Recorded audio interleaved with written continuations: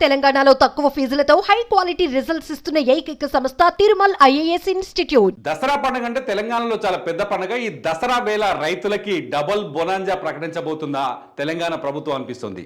నిన్న ఒక నిర్ణయాన్ని చూసాం. దసరా నుంచి రైతు భరోసా ఏదైతే గతంలో రైతు బంధు ఉందో ఆ రైతు బంధుని ఎకరానికి 5,000 నుంచి 7,500లకు పెంచి పంటకి రైతు భరోసాని అందించాలని ప్రభుత్వం నిర్ణయం తీసుకున్నట్టుగా నిన్న ఒక వార్తను చూసాం. ఇవాళ ఏకంగా ఏదైతే పెండింగ్ రుణమాఫీ ఉందో చాలా మంది నేను చేసిన వీడియో కింద రుణమాఫీ జరగలేదని చెప్పేసి కామెంట్ చేశారు.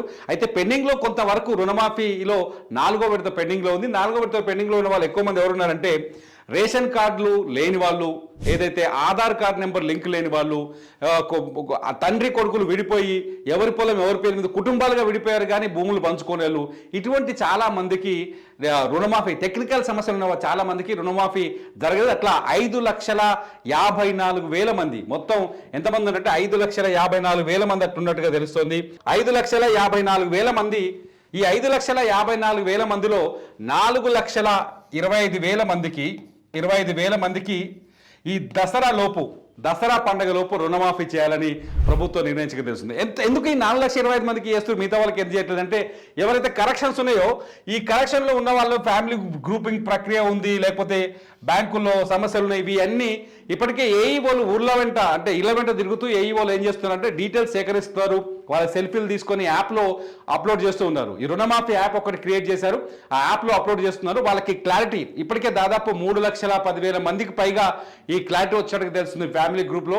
అట్లా ఏది ఫ్యామిలీ గ్రూపింగ్లో అంటే ఏరుబడ్డ వాళ్ళు ఉంటారు కదా, తండ్రి కొడుకు, తండ్రి దగ్గర నుంచి తండ్రి మీద కొంత భూమి ఉంటుంది, కొడుకు మీద కొంత భూమి ఉంటుంది. నిన్నటిదాకానే కలిసి ఒక లోన్ తీసుకొని ఉంటారు.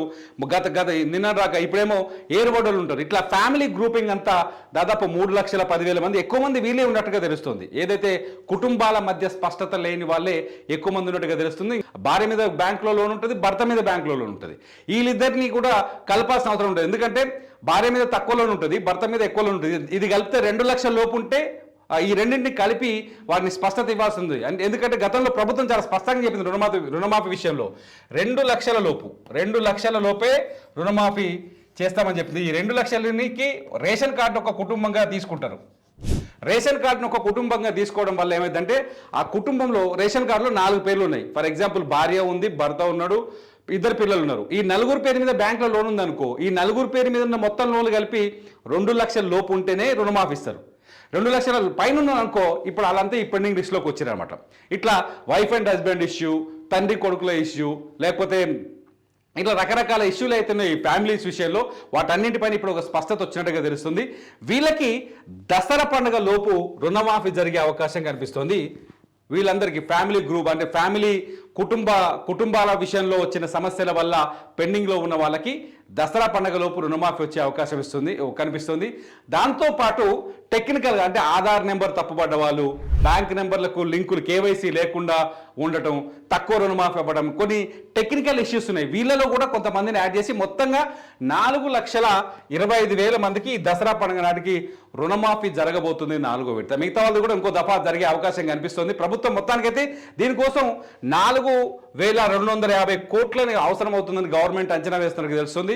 ఇప్పటికే ఆగస్టు 15 నాటికి 22 లక్షల పైచిలుకు రైతులకి రుణమాఫీ చేశామని ప్రభుత్వం చెప్తుంది. అందుకోసం 17,934 కోట్లని ఇప్పటికే రైతుల ఖాతాల్లో జమ చేశామని చెప్తోంది ప్రభుత్వం.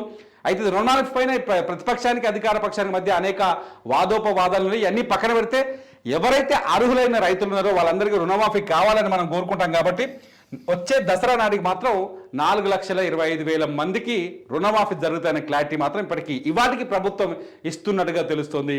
మిగతాది ఎప్పుడు చేస్తారనేది గవర్నమెంట్ మరోసారి ప్రకటించే అవకాశం ఉంది. రుణమాఫీతో పాటు ఈసారి రైతు భరోసా కూడా దసరాకు పడబోతే ఈసారి పైసలేగా బ్యాంకులో అప్పుపోతుంది, చేతులకు పంటకు పెట్టుబడికి పైసలు వస్తాయి. కాబట్టి ఈసారి దసరా పండుగ రైతుల పండుగగా మారే అవకాశం స్పష్టంగా కనిపిస్తుంది. మొత్తానికి ఇది రుణమాఫీ పైన ఇవాళకి గవర్నమెంట్ నుంచి అందుతున్న అప్డేట్. ఈ అంశంపై ఈ వీడియో పైన మీరు కామెంట్ చేయండి. మీ కామెంట్స్ పైన నేను మరో వీడియో చేస్తా. చూస్తూనే ఉండండి సుమన్ టీవీ.